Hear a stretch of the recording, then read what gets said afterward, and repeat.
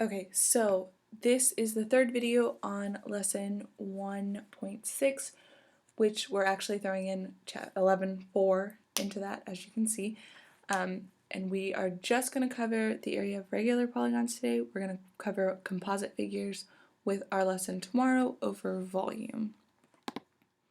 So, the area of regular polygons. In this figure, a regular pentagon is inscribed in circle P, and circle P is circumscribed around the pentagon. So what that means is that the pentagon is inside the circle and the circle is on the outside of the pentagon. Those aren't super important vocabulary for this point in time because this is just from a different chapter. So the center of a regular polygon and the radius of a regular polygon are also at the center and radius of a circumscribed circle. So that means that the center and radius of this pentagon is the same as the center and radius of the circle, which is the kind of important part. So the segment drawn from the center of a regular polygon to polygon perpendicular to the side of the polygon is called the apothem.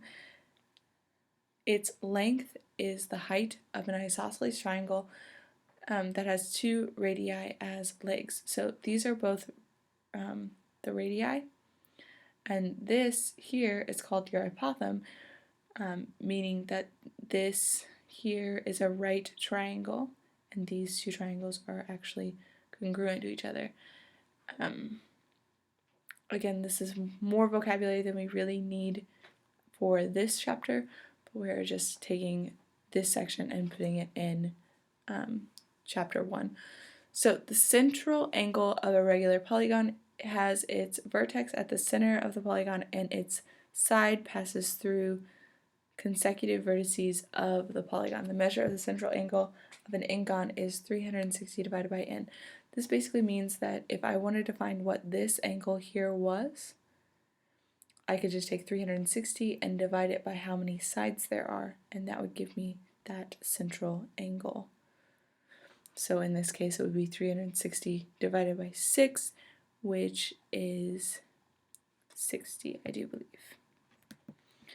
So what we really need to know is that the area of a regular polygon can be found by taking 1/2 times your apothem times the perimeter. So in order to find these problems, we're going to have to find the perimeter, and then we're going to multiply that by times 1/2 times the apothem, because essentially this can be divided into that many triangles. So we're using the triangle formula and the perimeter formula. So this is our example of this. So Kang created the stained glass windows shown. The window is a regular octagon with side lengths of 15 inches and an apothem of 18.1 inch.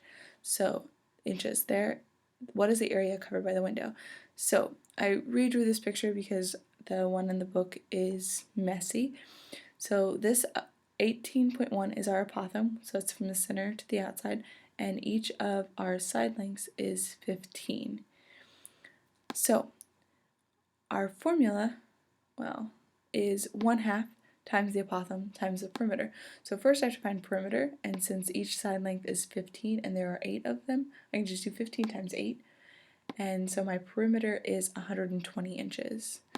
So then I can take that information, I can plug that in with my apothem, so my area equals 1/2 times 18.1 times 120. So that area is 1,086 inches squared.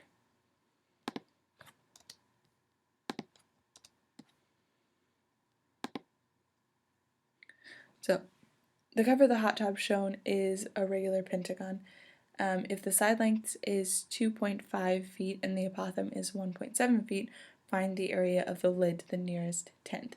So what you should probably do, since this is a guided practice, is you should pause the video and then come back to it and see what if you get what I get. So try this on your own.